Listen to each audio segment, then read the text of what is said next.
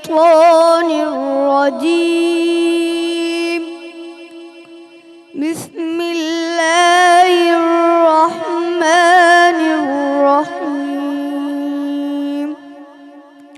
هو الله الذي لا إله إلا هو عالم الغيب والشهادة هو الرحمن الرحيم. هو الله الذي لا إله إلا هو الملك القدوس السلام المؤمن المهيمن المؤمن المهيمن العزيز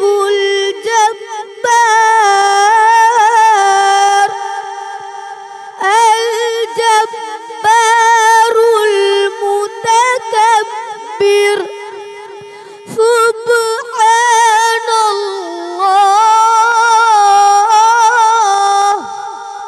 سبحان الله عما يشركون.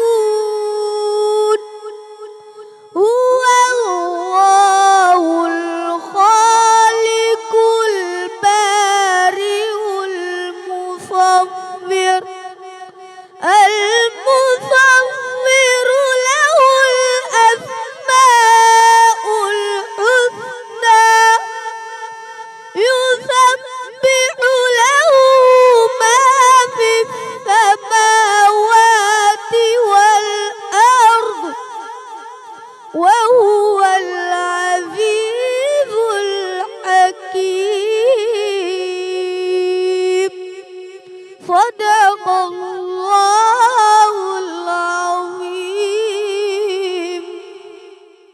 सदक़ल्लाहुल-अज़ीम। सुभानअल्लाह। औज़ु बिल्लाहि मिनश्शैतानिर्रजीम। बिस्मिल्लाहिर्रहमानिर्रहीम। शुरू अल्लाह जे नाले सां, हुन पाक परवरदिगार जे नाले सां जेको घणो महिरबान ऐं निहायत रहम फरमाइण वारो आहे।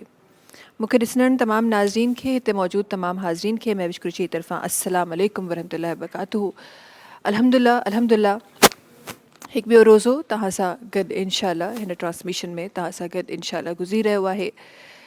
इंशाअल्लाह आहिस्ता आहिस्ता जंहिं तरीक़े सां रमज़ान मुबारक जो महीनो ई गुज़री रहियो आहे, ईअं लॻे थो त अञा कल्ह त ट्रांसमिशन स्टार्ट कई हुई ऐं हींअर असां ऑलमोस्ट असां इख़्तिताम में आहियूं पहिरें अशरे जे, रहमत जे अशरे जे।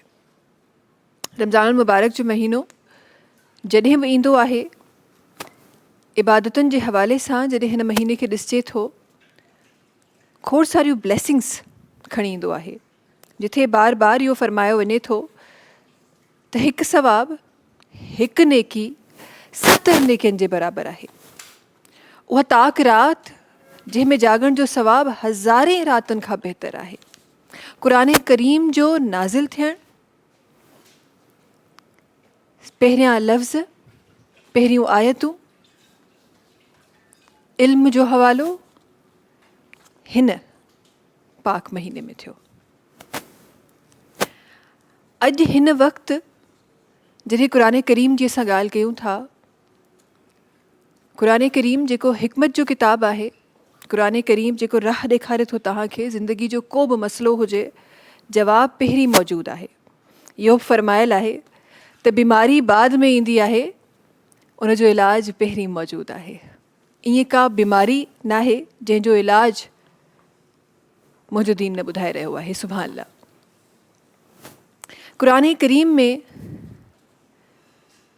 हिकु जॻह ते हिकु आयत जे मफ़हूम मुताबिक़ रस्सी जो कंहिं रस्सी खे थामण जो ज़िक्र आहे। ऐं उन ज़िक्र सां गॾोगॾु इहो बि ज़िक्र आहे त फ़िरका फ़िरका थी विरहाइजी न वञो पिया।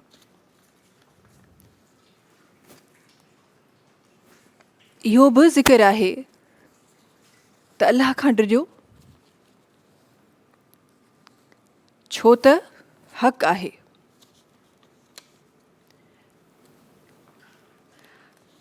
सो उन रस्सी जो ज़िक्र, उनखे थामण जो ज़िक्र उलमा कराम जे लफ़्ज़नि में काफ़ी सारा तव्हां ॿुधिया हूंदा, असां ॿुधिया आहिनि, काफ़ी सारा किस्सा आहिनि इन ते। पर जॾहिं उन रस्सी जी ॻाल्हि थिए थी, कहिड़ी रस्सी आहे जंहिंखे थामण जो हुकुम थी रहियो आहे, कहिड़ी रस्सी आहे जंहिंजे लाइ चयो थो वञे त उनखे मज़बूती सां थामे रखो ऐं फ़िरका फ़िरका न थी वञो। ॿ नज़रिया, हिकु जॻह ते जिथे ॿुधायो वञे थो त हीअ उहा रस्सी आहे, उन रस्सी जी ॻाल्हि थी रही आहे जंहिंजो हिकु एंड, आसान लफ़्ज़नि में ॿुधाइणु चाहियां थी, जंहिंजो हिकु एंड ख़ुदा ताला जी तरफ़ां आहे, ॿियो एंड हिते आहे जंहिंखे तव्हां थामे रखिणो आहे, उहा रस्सी इशारतन जंहिंखे क़ुरान करीम बि चयो वियो आहे। सुभान अल्लाह। ऐं अॻियां उन में जिथे फ़िरका फ़िरका थी विरहाइजी न वञो जो ज़िक्र आहे, उते इहो आहे त सभु हिकु साथ झलियो। जॾहिं मञो था त तव्हां सभई मुस्लमान आहियो, जॾहिं मञो था त तव्हां सभई हिकु अल्लाह ते यकीन रखो था, जॾहिं मञो था क़ुरान करीम जे हर लफ़्ज़ खे, त पोइ हिकु रहो, विरहाइजी न वञो। ॻाल्हि थोरी आहे पर उनजो मफ़हूम इलाही वॾो आहे। इनशा अल्लाह कोशिशि कंदमि त पंहिंजे ट्रांसमिशन में उनजो ज़रूरु ज़िक्र कयां ऐं कुझु ॿिया इनशा अल्लाह कुझु वाक़ियात जंहिंजे हवाले सां पंहिंजी ट्रांसमिशन में इन ज़िक्र खे अॻियां वधाईंदासीं ऐं इन ज़िक्र सां गॾोगॾु कोशिशि कंदासीं त पंहिंजे ट्रांसमिशन में उहे तमामु शयूं असां सम्झी सघूं जेको सम्झण जे लाइ अहिड़ियूं महफ़िलूं क़ाइमु करणु हिन दौर में एटलीस्ट इलाही ज़रूरी आहे। अॻियां वधंदे ट्रांसमिशन जो आगाज़ जे ख़ूबसूरत आवाज़ सां थियो मुंहिंजो नंढो भाउ जनाब हाफ़िज़ मोहम्मद बिलावल सुल्तान मुग़ल साहब जिन जी आवाज़ सां असांजी ट्रांसमिशन जो आगाज़ थियो। गॾोगॾु ट्रांसमिशन में करशी जामिश्री जो साथ आहे। करशी जामिश्री जेको लाइफ लाइट रिफ्रेशिंग आहे, रौनक रमज़ान में रमज़ान जूं रौनकूं वधाए रहियो आहे करशी जामिश्री। ऐं करशी जामिश्री जो चवणु आहे त विरहाइण सां वधंदो आहे। इन सां गॾोगॾु ट्रांसमिशन जो हिकु ॿियो हिसो जंहिंजी तरफ़ मां वञी रही आहियां, असां सां गॾु सलाम रमज़ान जे किचन में हर रोज़ असां सां गॾु हूंदा आहिनि। अॼु बि ॾाढी ज़बरदस्त रेसिपी असांखे सेखारे रहिया आहिनि। अस्सलाम वालेकुम फैसल।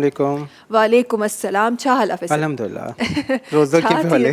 अल्हम्दुलिल्लाह बिल्कुलु ठीकु ठाक। तव्हां ॿुधायो यार, पहिरियों अशरो ख़तमु थियण ते अची विया? हां बिल्कुलु माशाल्लाह, ख़बर ई न पई आहे। ॾिसो 8 रोज़ा थी विया माशाल्लाह। माशाल्लाह माशाल्लाह ईअं गुज़री रहियो आहे। अच्छा, अञा मां हमेशह नोट कयो आहे त जॾहिं बि तव्हां मिड ऑफ रमज़ान ताईं वेंदा आहियो न त वरी बि तव्हांखे ख़बर पवंदी आहे त रोज़ा गुज़री रहिया आहिनि। बट आफ्टर 15-16 रोज़ा तव्हांखे ख़बर ई कोन पवंदी, ईअं लॻंदो आहे त बसि तव्हां ईअं निंड मां उथिया आहियो, रमज़ान मुबारक जो महीनो ख़तमु थी वियो आहे। सो ईअं थी रहियो आहे, पर वक़्तु अञा बि असां वटि आहे, खोड़ कुझु करे सघूं था, खोड़ कुझु सिखी बि सघूं था। फैसल छा असांखे पचाए रहिया आहियूं? अॼु असां ठाहियूं पिया तलो कुकिंग ऑयल में दम आलू। स्टीम ते ठहंदा आलू, बिल्कुलु जीअं तव्हां सहरी में उथो था ठाहिणो आहे त बसि तव्हां उनखे ठाहे छॾियो, पोइ मानियूं ठहंदियूं रहंदियूं, गॾु गॾु पचंदो रहंदो। त इहे जेका रेसिपी असां यूज़ कंदा आहियूं तलो कुकिंग ऑयल में यूज़ कंदा आहियूं। विटामिन ए ऐं डी खां भरपूर आहे, लो कोलेस्ट्रॉल आहे, ओमेगा 3 ऐं 6 खां भरपूर आहे। 1 लीटर 3 लीटर ऐं 1.5 लीटर ऐं जे लाइ 5 लीटर में हिननि जी बॉटल्स ऐं टिन पैक ऐं पाउचिस में मिले पियो, करीबी स्टोर में मिले पियो ऐं तमामु बहितरीनु ही कुकिंग ऑयल आहे। त इनमें असां ठाहींदासीं दम आलू। हिनखे ठाहिण जो तरीक़ो छा आहे कि पटाटा तव्हां 1 पाउ खणो या 2 खणो, जेतिरा तव्हांजी नीड हुजे, बसि स्लाइसिस में कटिंग थियल हीअं तए ते या फ्राइंग पैन में फैलाए छॾंदो डायरेक्ट। अच्छा, को ऑयल कुझु न? बाद में मथां खां बाद में ऑयल, छोकी दम ते ठहंदा ऐं जल्दी तयारु थियण वारी रेसिपी आहे न। सही। 10 खां 15 मिनट में ही तयारु थी वेंदा आहिनि। सही सही। बसि हिन तरीक़े सां हिन जे मथां असां विझंदासीं ऑनियन, प्याज हिकिड़ो खणी वठो, ठीकु आहे। ही हाली त बिल्कुलु ईअं लेयर में रखां पियो, जॾहिं तयारु थींदो सभु डिफरेंट शइ ठही रही आहे। हा, ॾाढी मज़ेदार ठहंदी आहे। दम आलू त कुझु ॿियूं रेसिपीज़ बि आहिनि दम आलू टाइप जूं, पर ईअं ही डिफरेंट तरीक़ो आहे। ही सहरी लाइ ख़ासि कर। हा। ऐं टमाटर हिन तरीक़े सां असां स्लाइसिस में कटिंग करे, हे असल में छा आहे, ईज़ी आहे अदिन जे लाइ जेके सहरी ठाहिनि पियूं, कमु हूंदो आहे ज़ाहिर मानियूं त हे चांहि रखणु त ही ईज़ी रेसिपी बसि तव्हां फौरन रखी तव्हां छॾे ॾियो, तव्हां ॿिया कमु कयो जेसिताईं ही तव्हांजी रेसिपी तयारु थींदी रहंदी। हिन जे बाद असां विझंदासीं हिन में 1 चांहि जो चमिचो ज़ीरो अछो, नॉर्मल हीअं फैलाए छॾिजो।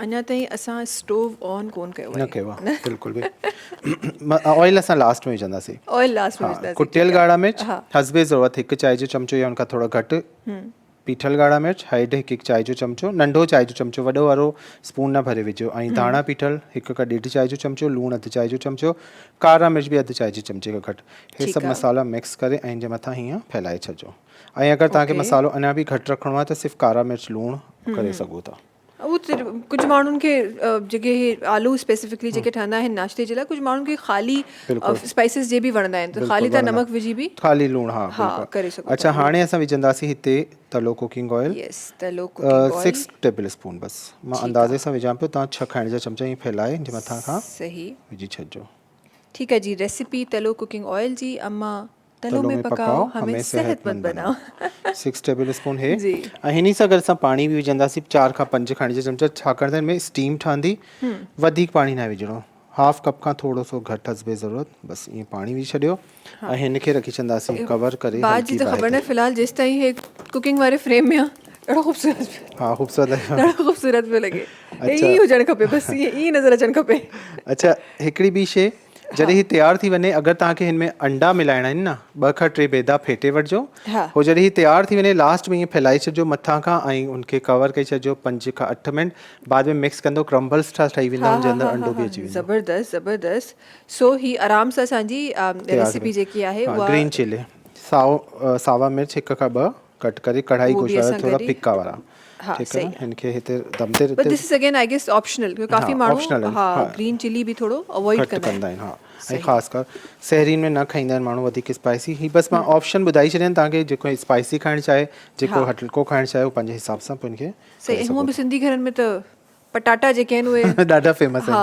फेमस आहिनि उहे पटाटा भिंडी अच्छा चांवर ऐं दाल बिल्कुलु बिल्कुलु ॿियो छा ठही रहियो आहे अच्छा जामी शीरी असां ठाहींदासीं जामी शीरी में आलमंड मिल्क मां स्पून खणी वठां आलमंड मिल्क यानी बादाम वारो खीर सही जामी शीरी में जी ओके त हिते असां खणंदासीं खीर हे वॾो आहे थोरो ग्लास ऐं हिन में असां विझंदासीं छा खंडु 1 खाइण जो चमचो ही तक़रीबन 2 कप जेतिरो आहे ग्लास न ओके ठीकु आहे 1 चांहि जो चमचो छाकाणि त कड़छी जामी शीरी वेंदो उहो बि मिठो आहे ऐं तुख बलंगो हिन में विझी छॾंदासीं 2 टेबल स्पून पिसाए रखिजो सेहत ज़िंदगी आहे सो तुख मलंग जो हुजणु ज़रूरी आहे न हे मिक्स थी वियो हिन जे बाद बादाम जो पाउडर हे बादाम आहे 1 टेबल स्पून विझो था 2 टेबल स्पून विझो था हे आलमंड मिक्स थी वेंदो ठीकु आहे ज़बरदस्त हिन में हिन जो फ्लेवर अची वेंदो अच्छा उहो मूंखे लॻे थो जेके घर में बादाम माण्हू पाण ब्लेंड कंदो आहे उनजो वधीक फ्लेवर हूंदो आहे हिते ई ब्लेंड कया आहिनि हिते ई ब्लेंड कया आहिनि ओके पोइ ठीकु आहे हिन जो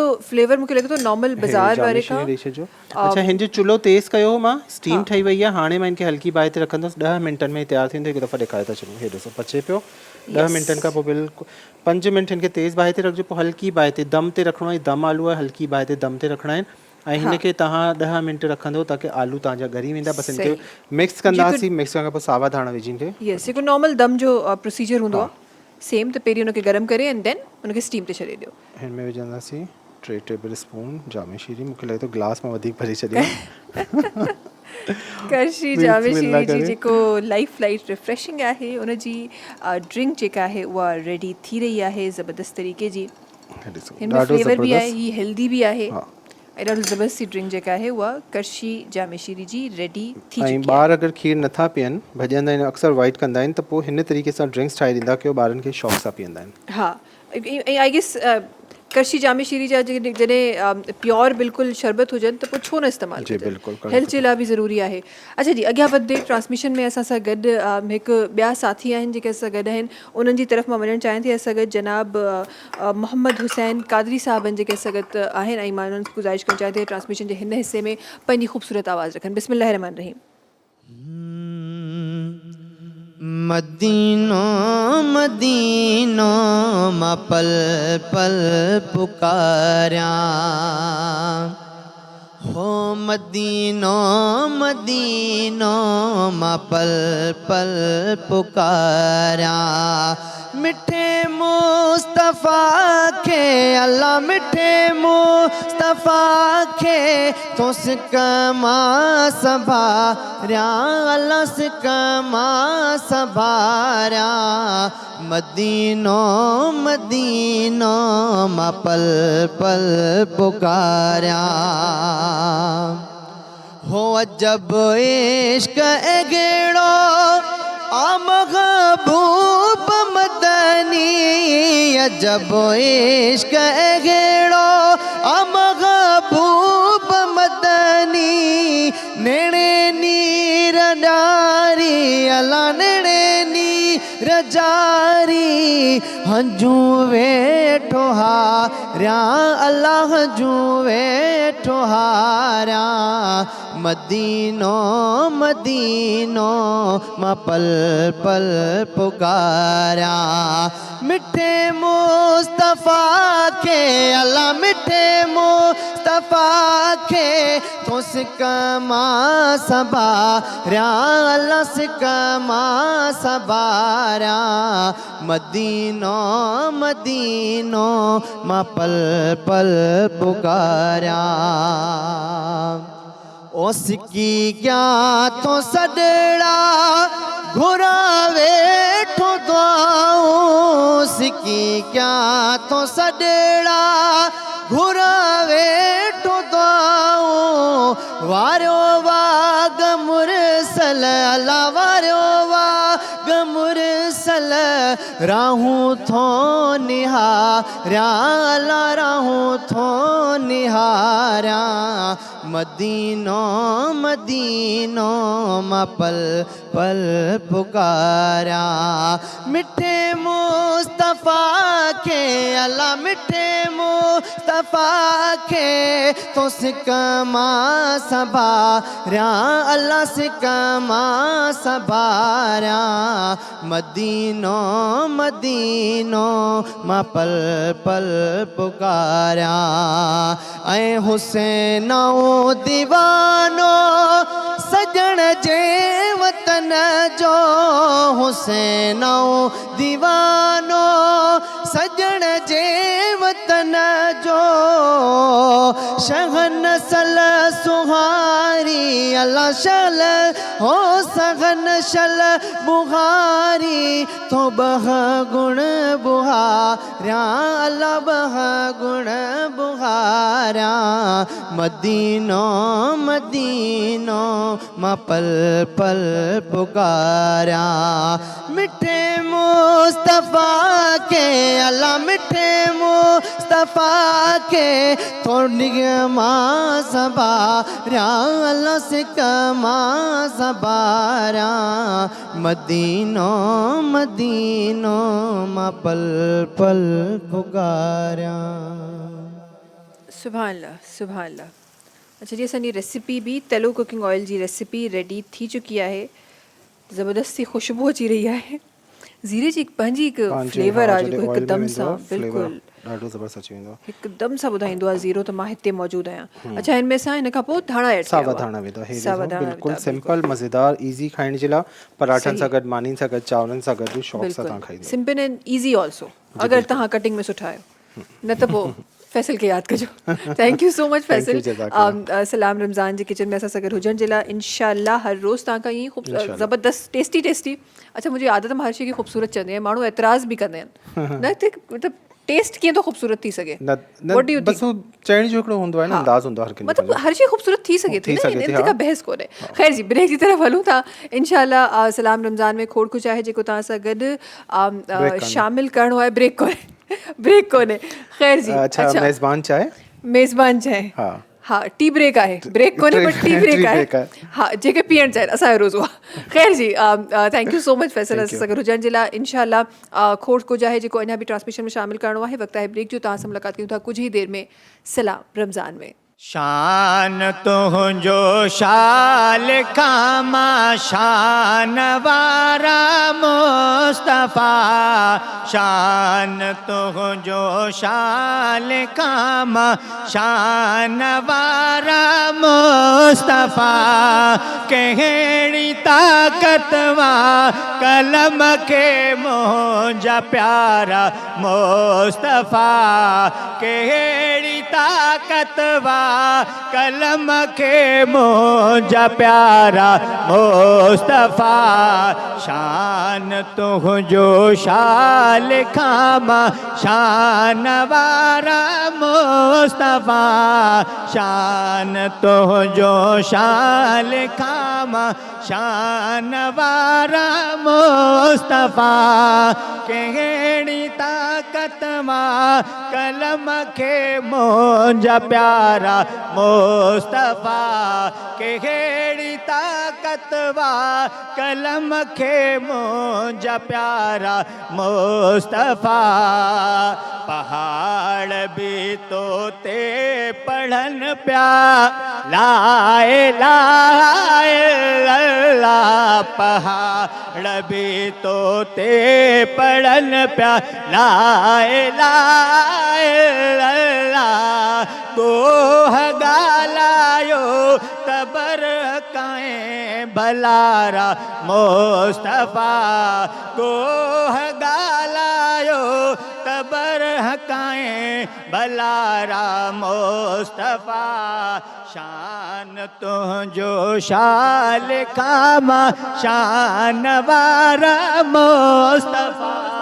शान तुंहिंजो शाल खामा शान वारा मुस्तफ़ा कहिड़ी ताक़त वा कलम खे मुंहिंजा प्यारा मुस्तफ़ा ही सॼो संसार साईं तुंहिंजे ख़ातिर आठयो ही सॼो संसार साईं तुंहिंजे ख़ातिर वाटयो जिन हूरुन मलक परियुन सद के सारा मुस्तफ़ा जिन हूरुन मलक परियुन सद के सारा मुस्तफ़ा सलाम रमज़ान सलाम रमज़ान सलाम रमज़ान सां गॾु हिकु दफ़ो ॿीहर तव्हां सभिनी साम्हूं हाज़िर ट्रांसमिशन जे हिन हिसे में कुझु ॿियनि महिमान असांखे जॉइन कयो आहे उन्हनि जी तारीफ़ जी तरफ़ हलूं था सभिनी खां पहिरीं सां गॾु अॼु दीन जी रोशनी में खोड़ कुझु असांखे सेखारण जे लाइ असां गॾु तशरीफ़ रखनि था जनाब अल्लामा आबिद अली गफ़ारी साहब महिरबानी तव्हांजी असांजी ट्रांसमिशन में असांखे जॉइन करण जी गॾोगॾु असां गॾु खोड़ सारा मां हमेशह हिन ॻाल्हि खे रिपीट कंदी आहियां त जॾहिं बि रमज़ान मुबारक ईंदो आहे उन में त असांजूं जेके वेलफेयर जी जेके एक्टिविटीज़ आहिनि उहे त हूंदियूं आहिनि इलाही घणियूं नज़र ईंदियूं आहिनि बट अॼु जेका पर्सनैलिटी असां गॾु हिन वक़्तु तशरीफ़ फरमा आहे उन्हनि सॼो साल इन रिवायत खे क़ाइमु रखियो आहे ऐं कुझु नया प्रोजेक्ट्स बि आहिनि जंहिं ते कमु थी रहियो आहे त इनशाला उनजे हवाले सां बि पंहिंजी ट्रांसमिशन में ज़रूरु ज़िक्र कबो असां सां गॾु जनाब हमाद भुट्टो साहिबनि जेके तशरीफ़ फरमा आहिनि पाण डिप्टी जनरल सेक्रेटरी अलख़िदमत सिंध आहिनि वॾी महिरबानी तव्हांजी ट्रांसमिशन में अचण जी असांखे टाइम ॾियण जी वॾी महिरबानी तव्हांजी गॾोगॾु ॿिया असांजा साथी सां गॾु तशरीफ़ फरमा आहिनि कुझु देरि पहिरीं मोहम्मद हुसैन कादरी साहिब सां गॾु हुआ उन सां गॾोगॾु मोहम्मद कामरान भंगर साहिब सां गॾु तशरीफ़ फरमा आहिनि इंशाअल्लाह हिननि जो आवाज़ बि ट्रांसमिशन में ज़रूरु शामिलु कबो शुरूआती अल्फाज़ हमाद भुट्टो साहिब तव्हांजी तरफ़ अचणु चाहींदमि पहिरीं त मूंखे ॿुधायो माशाल्लाह रमज़ान मुबारक आहे तव्हांखे बि मुबारक ई महीनो ऐं कीअं हली रहियो आहे अल्हम्दुलिल्लाह अल्हम्दुलिल्लाह जी रमज़ान जो मुबारक महीनो हले थो पियो ऐं इहो रहमतूं सरापा रहमत आहे इन जो पहिरियों अशरो रहमत जो अशरो आहे उन खां पोइ मग़फ़िरत आहे उन खां पोइ नारे जहन्नम खां मतिलबु रमज़ान त बेसिकली ॾिसो अल्लाह ताला जे तरफ़ां न हिकिड़ी मां त ईअं सम्झंदो आहियां वधीक त उलमा वेठा आहिनि त हिकिड़े आसान अल्फाज़ में त अल्लाह ताला हिकिड़ी लूट सेल लॻाए थो पियो रमज़ान जे अंदरि तव्हां पंहिंजा गुनाह माफ़ु करायो तव्हां वधि में वधि नेकियूं समेटियो यानी ॾिसो न हिकु आम नेकी 10 नेकियुनि जे बराबरि 70 नेकियुनि जी जिथे काफ़ी जॻह ते हिकु फ़र्ज़ 10 फ़र्ज़नि जे बराबरि ईअं मतिलबु मुख़्तलिफ़ त शब क़द्र जे अंदरि हिकु राति हज़ारे रातियुनि जे बराबरि त मतिलबु अजरो सवाब जा जेके मयारात आहिनि उहे आम ॾींहंनि खां तमामु वधी था वञनि पिया। त अलाह ताला हिकिड़ो रस्तो खोले छॾियो आहे पंहिंजे बंदनि खे माफ़ु करण जो। बसि इहा त हाणे असां सभिनी खे कोशिशि करणु खपे त इन खां वधि में वधि फ़ाइदो वठी सघूं। इंशाअल्लाह। ऐं वरी पोइ अहिड़ियूं जॾहिं ऑर्गेनाइज़ेशन्स अहिड़ियूं जॾहिं फाउंडेशन्स असांखे नज़र अचनि थियूं त तव्हांजो इन ऑर्गेनाइज़ेशन जो हिसो थियणु, इन में जेको माण्हू जेतिरा माण्हू जंहिं तरीक़े सां इन्वॉल्व आहिनि, हर हिकु माण्हू जॾहिं हूअं त सॼो साल थी रहियो आहे, पर जॾहिं रमज़ान मुबारक जो महीनो ईंदो आहे त इहो सोचो त उहो हर हिकु पल, वो हर एक सिग्नेचर, इन ईज़ी वर्ड्स, वो हर एक सिग्नेचर, हर एक अप्रूवल, हर एक गिविंग ऐं टेकिंग केयर, सभिनी जा केतिरा मल्टीप्लाई थी था वञनि सवाब। त तव्हां ब्लेस्ड आहियो, तव्हां अहिड़ियुनि ऑर्गेनाइज़ेशन सां। ऐं जेतिरियूं बि ऑर्गेनाइज़ेशन पाकिस्तान में माशाअल्लाह हली रहियूं आहिनि, उहे तमामु माण्हू ब्लेस्ड आहिनि त उहे वेलफेयर ऑर्गेनाइज़ेशन्स जो हिसो आहिनि। अलामा साहिबु, तव्हांजी तरफ़ अचणु चाहींदमि। ऐं जीअं शुरूआती टाइम में असां अॼोकी ट्रांसमिशन में असां उन आयत मुबारक जे मफ़हूम जे तरफ़ असां नज़र विधी, उते ज़िक्र कयो जिथे उन रस्सी जो ज़िक्र आहे जंहिंखे असांखे मज़बूती सां थामे रखिणो आहे। चाहींदमि त ट्रांसमिशन जे हिन हिसे में तव्हांजा अल्फाज़ रखजनि इन हवाले सां। अल्हम्दुलिल्लाह तबारक व तआला, जीअं असां मुस्लमाननि जे मथां ॿिया अहकाम फ़र्ज़ कया विया आहिनि, रखिया विया आहिनि, रमज़ान जा रोज़ा बि अहिड़ी तरीक़े सां असांजे मथां फ़र्ज़ कया विया आहिनि। ऐं हिन उम्मत सां अलाह करीम जी हुज़ूर अलैहिस्सलातु वस्सलाम जे तोहफ़े एॾी वॾी त महिरबानी आहे, एॾी वॾी त रिआयत आहे जो असांखां अॻे जेके उम्मती थी गुज़रिया उहे के महीने जे आख़िरि में रोज़ा रखंदा हुआ, के विच महीने में रोज़ा रखंदा हुआ, के कहिड़े टाइम रखंदा हुआ। पर असांजे लाइ अहिड़ो अलाह तबारक व तआला रमज़ान जो मौक़ो अता फ़रमायो त जीअं न हिकिड़ो बिज़नेसमैन लफ़्ज़ भाऊ ॻाल्हायो त होल सेल वग़ैरह, मूं सम्झ में अहिड़ी ॻाल्हि आई, यानी लोड सेल, यानी अलाह तबारक व तआला हिन महीने जे अंदरि जेतिरा बि गुनाहगार आहिनि, केतिरा बि गुनाहगार आहिनि, तव्हां ॾिसो न रमज़ान जो महीनो जॾहिं माण्हू रोज़ो रखे थो पियो त आख़िरी हीउ जेको टाइम आहे, अफ़्तार जो टाइम आहे, हिन टाइम में इंसान जी जेकी ज़ाती कुवत आहे ख़तमु थी वञे। सॼो ॾींहुं बुख उंदर रहण जे करे जेकी ज़ाती कुवत आहे, जिस्मानी कुवत आहे, उहा ख़तमु थी वञे। ऐं जॾहिं हिन टाइम जॾहिं जिस्मानी कुवत ख़तमु थी वेंदी आहे, इन टाइम जॾहिं माण्हू पंहिंजे रब खे यादि कंदो आहे न, अलाह तबारक व तआला खे, त अलाह खे इहा ॿोली ॾाढी वणंदी आहे ऐं इहा बाज़ारी ॿोली हूंदी आहे। छो त जिस्मानी ताक़त आहे कोन, दबदबो आहे कोन, ऐं अलाह खे निवड़त ई पसंदि आहे। ऐं हीअ जेके लम्हा हूंदा आहिनि अफ़्तार वारा रोज़े जा, इन जे करे अलाह तबारक व तआला असांजे मथां हीअ रोज़ा फ़र्ज़ कया विया आहिनि। अलाह जो क़ुर त फ़रमाए या अय्युहल्लज़ीना आमनू कुतिबा अलैकुमुस्सियाम, ए ईमान वारो तव्हांजे मथां रोज़ा फ़र्ज़ कया विया आहिनि जीअं अॻियनि जे मथां रोज़ा फ़र्ज़ कया विया। फ़र्क़ु इहो आहे त अॻियनि खे टाइम मुसलसल हिकिड़ो मुक़ररु कोन हो, को महीने जे पहिरियां 3 ॾींहं रखंदो हो, को 10 ॾींहं रखंदो हो, को विचां 3 ॾींहं रखंदो हो।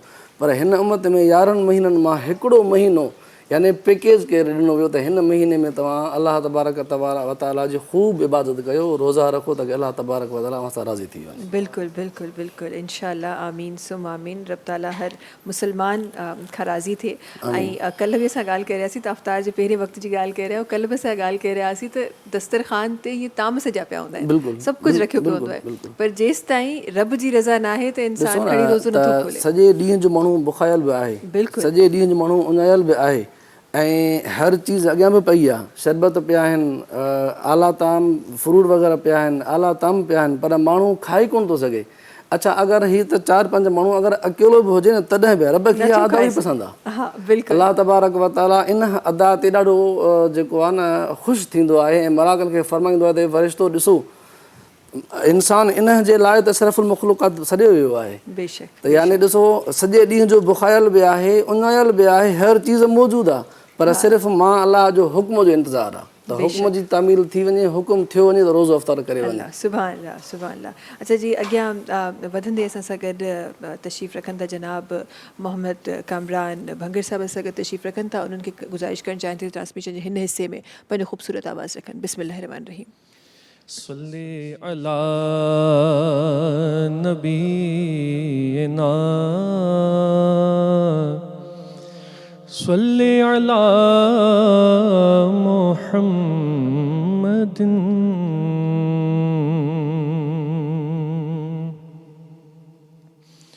मां चुप तबीठो आहियां,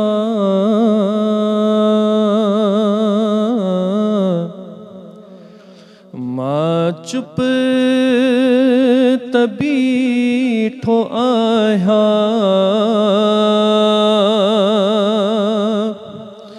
दरबारे मुस्तफा में अखड़िन सां थो ॻाल्हायां, दरबारे मुस्तफा में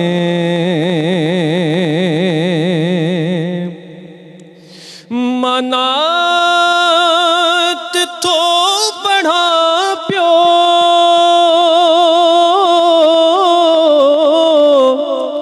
ऐं साईं नात था ॿुधन पिया, मनात थो पढ़ा पियो, ऐं साईं नात था ॿुधन पिया, ही राज़ अॼु खुलियो आ, दरबारे मुस्तफा में। शेर समात कजो, लिखन था शायर त मुंहिंजे मरण खां पोइ पुछे त कोई चइजो, मुंहिंजे मरण खां पोइ पुछे त कोई चइजो, त हू नात थो पढ़े पियो, दरबारे मुस्तफा में अखड़न सां थो ॻाल्हायां, दरबारे मुस्तफा में।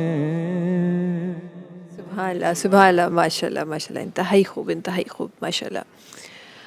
अॻियां वधे असां सां गॾु जनाब तशरीफ़ रखनि था मोहम्मद हुसैन कादरी साहब, उन्हनि खे बि गुज़ारिश करणु चाहियां थी ट्रांसमिशन जे हिन हिस्से में पंहिंजी ख़ूबसूरत आवाज़ रखनि। बिस्मिल्लाहिर्रहमानिर्रहीम। एक मोहम्मद आहे सभिनी हुस्न वारन में हसीन,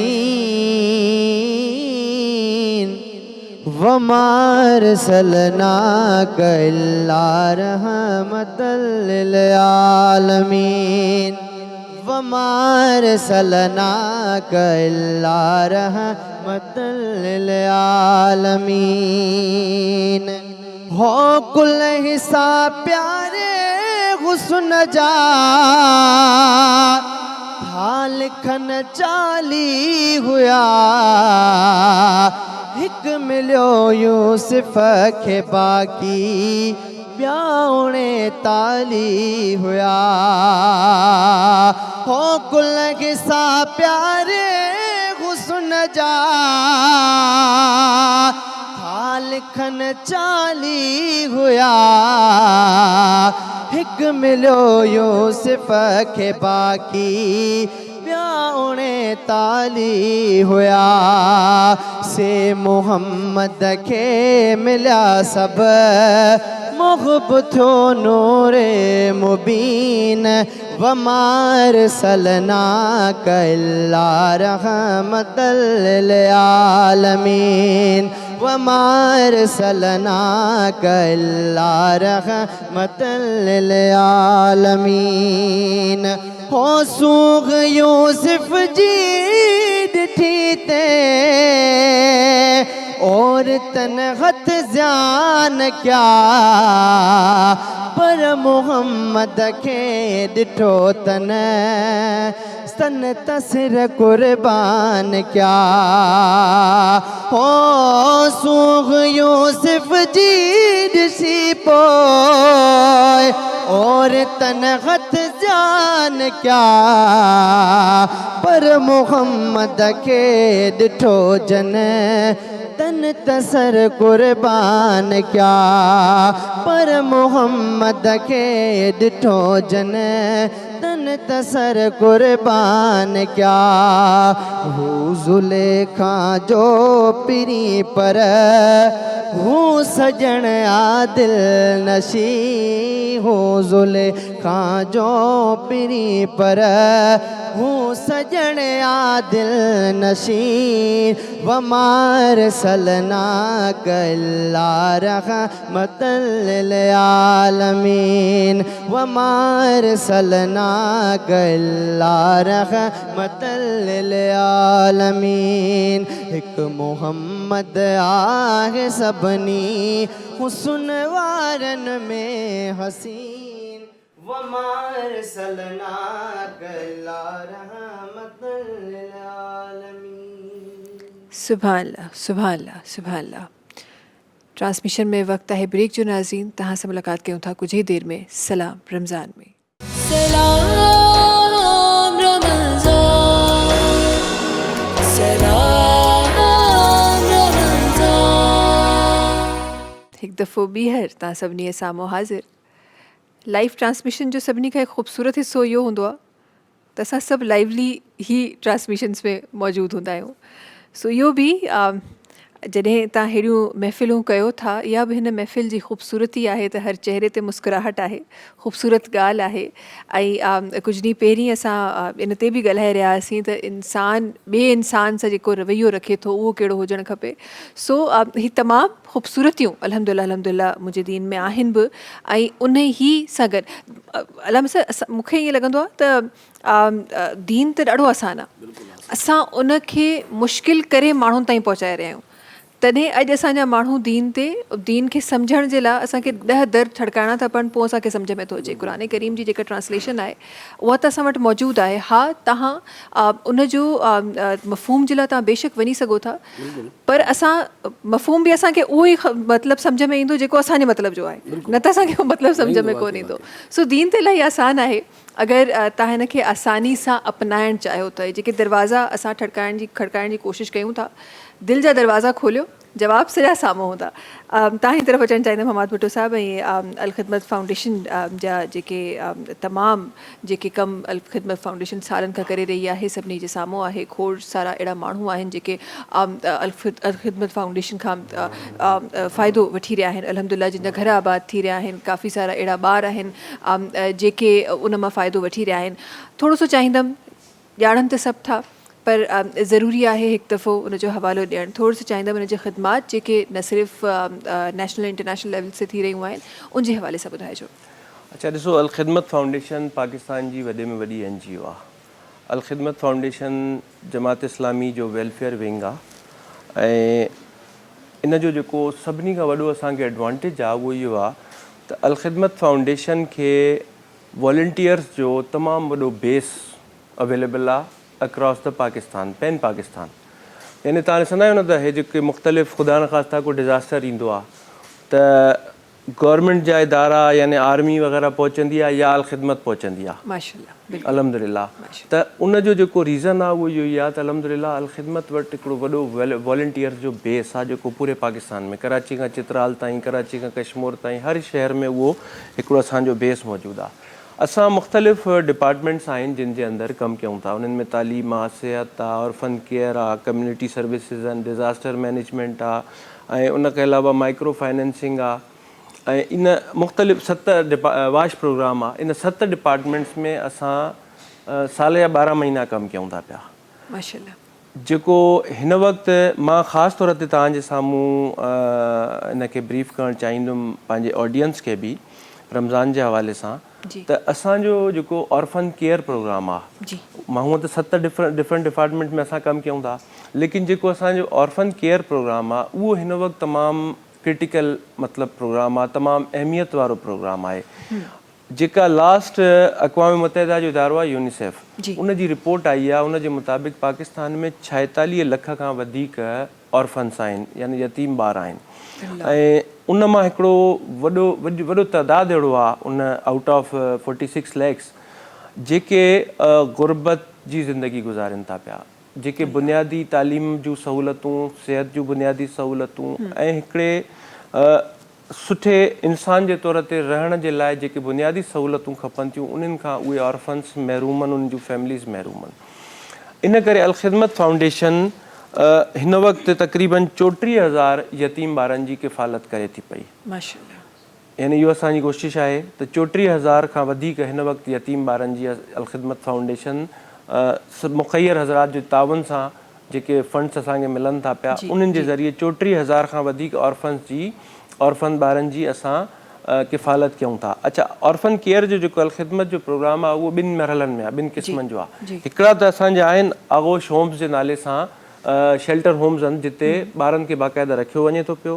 ऐं उहो आगोश असांजा कोई ईअं मतिलबु कोई मुसाफ़िर खाना न आहिनि, बल्कि आगोश home state of the art आहिनि पंहिंजे अंदरि।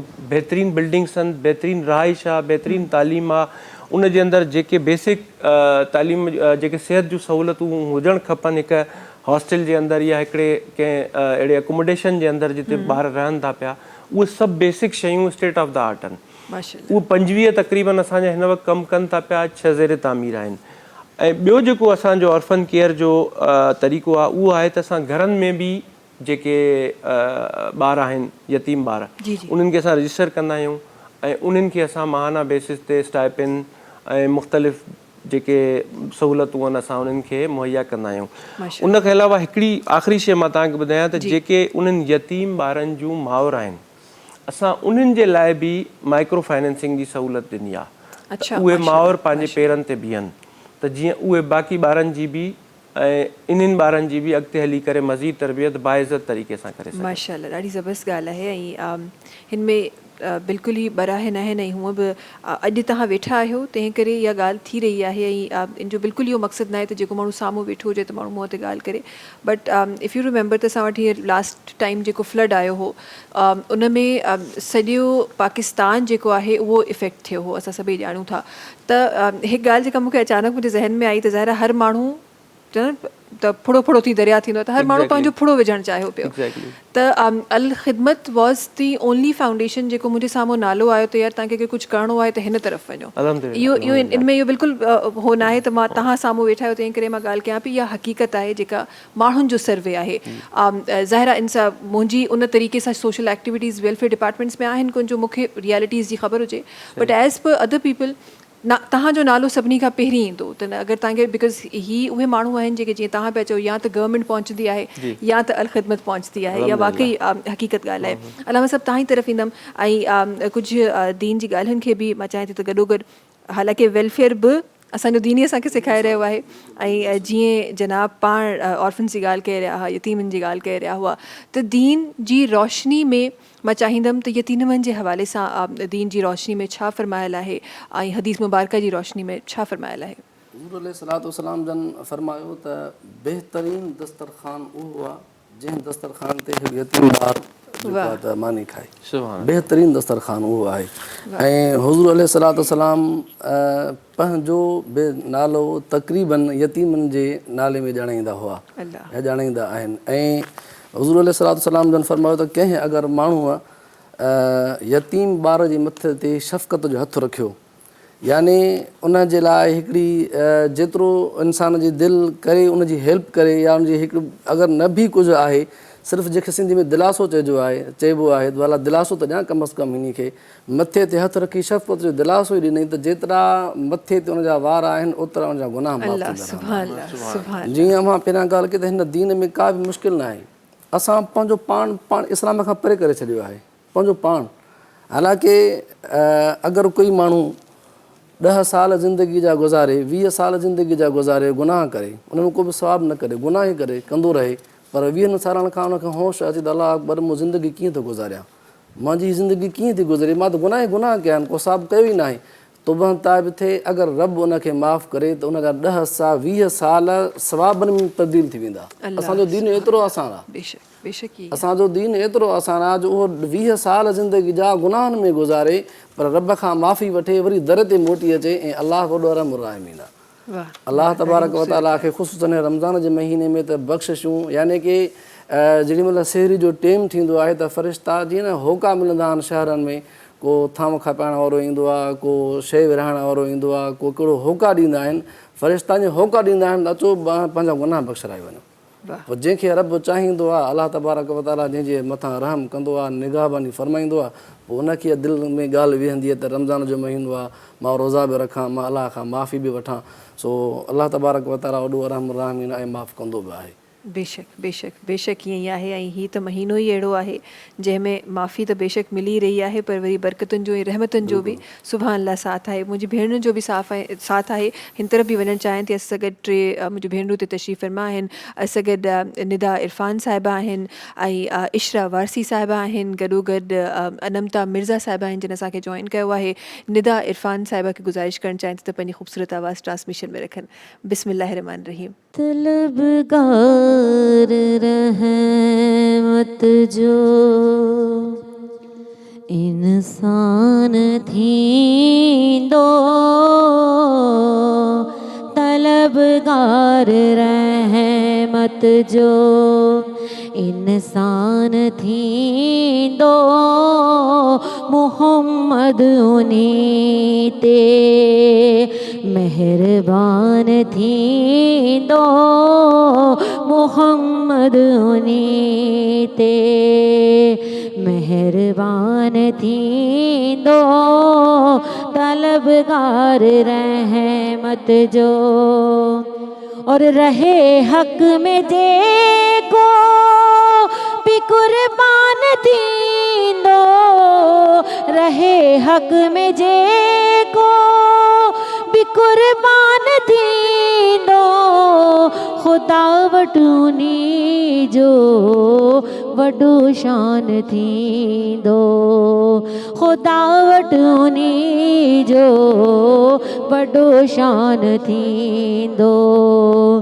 और मने जे न कोई मिठे मुस्तफ़ा के, मने जे न कोई मिठे मुस्तफ़ा के, क़यामत में आख़िर परेशान थींदो, क़यामत में आख़िर परेशान थींदो, तलबगार रहमत जो इंसान थींदो, मुहम्मद उन्हीं ते मेहरबान थींदो, तलबगार रहमत जो।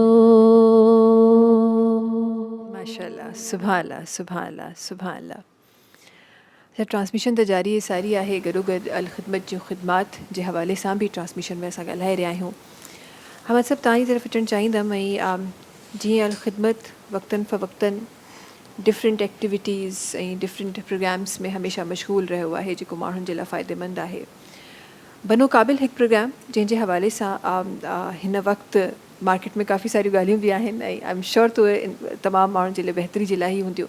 उन हवाले सां चाहींदमि त लफ़्ज़ रखजनि, उन हवाले सां थोरो सो असांखे तव्हां अगरि ॿुधाए सघो त। अच्छा, बनो क़ाबिल ॾिसो, बनो क़ाबिल हाफ़िज़ नईम रहमान साहब जो ख़्वाबु आहे। ॾिसो, बेसिकली त पॉलिटिकल पार्टीज़ पॉलिटिक्स कंदियूं आहिनि ऐं असां वटि जेके वेलफेयर ऑर्गनाइज़ेशन्स आहिनि उहे सिर्फ़ु हेल्प जो कमु कंदियूं आहिनि त कंहिं मुश्किल वक़्त में कंहिं माण्हूअ जी मदद कजे। कंहिं हद ताईं माइक्रो फाइनेंसिंग हिकु अहिड़ो स्टेप आहे जंहिंजे नतीजे में तव्हां कोशिशि कंदा आहियो त माण्हू पंहिंजे पेरनि ते बीहनि। सही। अल ख़िदमत जो बनो क़ाबिल जेको प्रोग्राम आहे न, उन जो एडवांस वर्जन आहे त तव्हां अॼु जो नौजवान जेका छोकिरी आहे ऐं छोकिरो आहे उनखे एतिरो स्किल्ड कयो जो उहो कंहिंजो मोहताज न रहे। वाह। ठीकु आहे, इहो आहे बेसिकली बनो क़ाबिल। ऐं उहे स्किल्स कहिड़ा आहिनि? उहे स्किल्स उहे आहिनि जेके जदीद दुनिया जी ज़रूरत आहिनि अॼुकल्ह। उहे स्किल्स जिन जे ज़रिए तव्हां घर वेठे पंहिंजे पेरनि ते बीह सघो था, बाइज़त रोज़गार करे सघो था, पंहिंजे घर खे हलाए सघो था। इहो आहे बनो क़ाबिल जो बेसिकली विजन।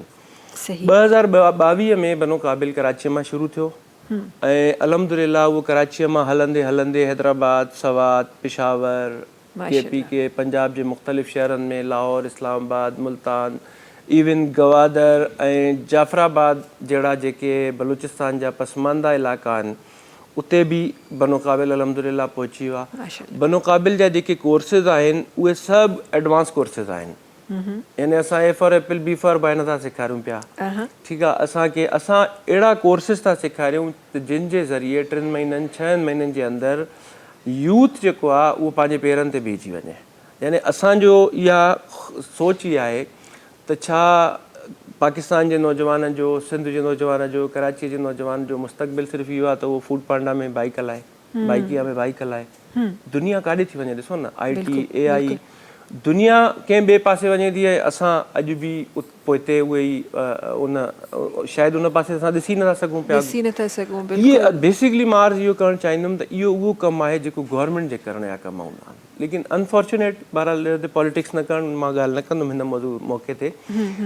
बहरहाल असां पंहिंजे तौर ते कोशिशि कयूं था त असां पाकिस्तान जे नौजवान खे, सिंध जे नौजवान खे असां स्किल करे उनखे बाइज़त रोज़गार करण जे क़ाबिल कयूं। माशाअल्लाह, माशाअल्लाह। ऐं वरी मां दीन जी रोशनी। अच्छा, हिन वक़्तु असांजा इन हवाले सां तक़रीबन 13 लख जे क़रीब 1.3 मिलियन यूथ जेको आहे उहो असां वटि रजिस्टर्ड आहे। ऐं उहे मुख़्तलिफ़ जेके एंट्री टेस्ट आहिनि, उन खां पोइ इंटरव्यू थींदो आहे, उन खां पोइ उनजी पूरो हिकिड़ो प्रोसेस आहे जेको सॼो ऑनलाइन थींदो आहे, उन जे ज़रिए उन मां गुज़री चुका आहिनि। ऐं सिर्फ़ु कराचीअ में कुझु महीना पहिरियों ताईं 60,000 जे क़रीब यूथ अहिड़ो हुयो जेको स्किल्ड थी चुको आहे, मतिलबु उहो कोर्सिस कंप्लीट करे चुको आहे। असांजो टारगेट आहे त 2 मिलियन ताईं यानी 20 लख नौजवाननि खे इंशाअल्लाह IT जा कोर्सिस सेखारिया वञनि। इंशाअल्लाह IT जा कोर्सिस, IT जा कोर्सिस समाज साहब, अगरि जंहिं तरीक़े सां तव्हां ॿुधायो पिया त 3 खां 6 महीननि में उहो माण्हू पंहिंजे पेरनि ते बीह सघे त I am sure it's quietly expensive. पोइ उन जी मैनेजमेंट, बिकॉज़ ज़ाहिरा अलख़िदमत काफ़िनि सारनि अहिड़नि अमलनि में मशगूल आहे जंहिंमें काफ़ी सारा अहिड़ा लखे माण्हू आहिनि जेके फ़ाइदो हासिलु करे रहिया आहिनि, त पोइ एतिरो मैनेज करणु मुश्किल हूंदो? ऑब्वियसली मुश्किल कमु आहे, बिल्कुलु आसान कमु न आहे। ऐं तव्हांजी ॻाल्हि सही आहे त इहो त असां वटि बिज़नेस आहे, शॉर्ट कोर्सिस जो वॾो बिज़नेस आहे। मां तव्हांखे इंट्रस्टिंग हिकिड़ी ॻाल्हि ॿुधायां। असां जॾहिं 2022 में शुरू कयोसीं त कराचीअ में हिकिड़ो तमामु वॾो नालो आहे IT जे शॉर्ट कोर्सिस जे हवाले सां, मां नालो नथो खणणु चाहियां, ठीकु आहे। असां उन्हनि खे रिक्वेस्ट कईसीं त बाबा तव्हां असां सां गॾु अचो ऐं असांखे एटलीस्ट तव्हां डिस्काउंट ॾियो त जीअं असां उन्हनि जूं जेके फीसिस आहिनि उहे अलख़िदमत भरींदी, जेके टेस्ट क्लियर करे ईंदा, क्वालिफाई करे ईंदा, तव्हां असांखे डिस्काउंट ॾियो। उन्हनि असांखे डिस्काउंट न ॾिनो। ऐं अॼु अल्हम्दुलिल्लाह उन खां पोइ असां पंहिंजो बेस इस्टेब्लिश कयोसीं, असां पंहिंजा कैंपस ठाहिया आहिनि। अच्छा, माशाअल्लाह। ऐं अॼु उहो जेको वॾो नालो आहे IT जो, उन्हनि असांखे ऑफर ॾिनी त जेको असांजो मुख़्तलिफ़ लिटरेचर आहे बनो क़ाबिल जे हवाले सां जेको असां स्टूडेंट्स खे ॾींदा आहियूं, उन्हनि चयो त असांजो लोगो बि उते तव्हां लॻायो। अच्छा। त बहरहाल अल्हम्दुलिल्लाह बनो क़ाबिल वॾी सक्सेस स्टोरी आहे। ऐं ज़ाहिर आहे एक्सपेंसिव, इहो हिकिड़ो मां जीअं अर्ज़ु कयुमि, इहो हिकिड़ो बिज़नेस आहे। इन जे ज़रिए माण्हू बिज़नेस कनि था, करणु खपे, बिज़नेस में कोई ग़लति तो न आहे, लेकिन असां उनखे आम नौजवान लाइ बिल्कुलु फ्री करे छॾियो आहे। माशाअल्लाह। ऐं असां पंहिंजे कैंपस ठाहिया आहिनि। कराची में तक़रीबन 60-65 जे क़रीब कैंपस आहिनि। ईअं हैदराबाद में असांजे कैंपस आहिनि। हाणे असां हैदराबाद खां सखर जे तरफ़ वञी रहिया आहियूं, सिंध जे अंदरि। बाक़ी पंजाब जेका वॾनि शहरनि में, बलूचिस्तान में, KPK में, वॾनि शहरनि में अल्हम्दुलिल्लाह अची वियो आहे। हाणे नंढनि शहरनि जे तरफ़ वञी रहिया आहियूं। सही, माशाअल्लाह। लेकिन सॼो फ्री ऑफ कॉस्ट आहे। माशाअल्लाह, इलाही सुठी ॻाल्हि आहे। ऐं जीअं तव्हां अर्ज़ु करे रहिया हो, उहे दीन जी रोशनी मां अलामा साहिब इन ॻाल्हि ते ज़रूरु विझणु चाहींदमि त असां ॾाढी सुठी ॻाल्हि आहे। ऐं दीन सेखारे बि थो त केरु बुखायल आहे त उनखे मानी खारायो, कंहिंखे कपिड़े जी ज़रूरत आहे त कपिड़े ॾियो, ॿी का शइ जी ज़रूरत आहे ॿी का शइ ॾियो। पर पंहिंजे उन क़ाबिल ठाहिण त हू अॻियां पोइ पाण ॾेई सघे। दीन जी रोशनी में मां इहे तव्हां चाहींदमि त तव्हांजा लफ़्ज़ इन ॻाल्हि ते रखजनि। इन में सभ खां पहिरियां हुज़ूर अलैहिस्सलाम जन जेकी तरजीह ॾिनी आहे उहा इल्म खे तरजीह ॾिनी आहे, सिख्या खे तरजीह ॾिनी आहे। एतिरे क़दुरु जो अॻे ज़माने में हुज़ूर अलैहिस्सलाम जन जे दौर मुबारक में जॾहिं जंगियूं थींदियूं पोइ जंगियुनि जो उसूल हूंदो आहे त के क़ैदी बणिजी ईंदा आहिनि, पोइ जंहिंखे माले गनीमत बि चयो वेंदो आहे, माले गनीमत बि खणी ईंदा हुया। ऐलान कंदा हुआ पाण करीम सल्लल्लाहु अलैहि वसल्लम त तव्हां मां जेकॾहिं कोई इल्मु सेखारे थो, इल्मु सिखियलु आहे, कोई तिब जो डॉक्टर आहे, तव्हां अचो, तव्हां कंहिं मुंहिंजे साहिब खां डॉक्टरी सेखारियो, तव्हां आज़ादु आहियो। वाह। तव्हां जंहिं शोबे में ॼाण रखे थो, जंहिं शोबे जो इल्मु रखे थो, उहो शोबो ॿाहिरि अचे, उहो हिन मुंहिंजे कंहिं बि साहिब सॻोरे को इल्मु सेखारे ऐं उनखे उहा आज़ादी आहे। यानी एॾो, छो त जेॾी महिल माण्हू इल्मु हुनुर या इल्मु सिखी वेंदो आहे त पोइ कहिड़ो मुहताज न आहे थींदो। हिन दुनिया जे अंदरि कोई बि इंसानु जेको तालीम याफ़्ता आहे उहो मुहताज न आहे। उहो पंहिंजो ज़िंदगी गुज़ारण जो तरीक़ो किथां न किथां कढी वेंदो आहे पंहिंजे इल्म जे ज़ोर ते या पंहिंजे हुनर जे ज़ोर ते। बाक़ी जेको इल्म खां बि महरूम हूंदो, हुनर खां बि महरूम हूंदो, ज़ाहिर ॻाल्हि आहे उहो इंसानु मुहताजी रहंदो। अलाह इन मुहताजी खां सभिनी खे शायदि पनाह त नसीब फरमाए। सो इल्मु ऐं तालीम ज़रूरी आहे ऐं जंहिंजे लाइ हुज़ूर इस्लाम फरमायो त तालीम मुंहिंजे दीन में हिकिड़ी अखि जो यानी हिकु रोशनी जे अखि जो मुक़ाम रखे थी। सो अल्लाह तबारक व तआला असां सभिनी मुस्लमाननि खे तालीम जो ज़रूरत आहे फरमाए। आमीन आमीन। इंशाअल्लाह कुझु ॿियनि ॻाल्हियुनि ते बि ज़रूरु ज़िक्र थींदो। हिन वक़्तु आहे ब्रेक जो। नाज़रीन तव्हां सां मुलाक़ात कयूं था कुझु ई देरि में सलाम रमज़ान में।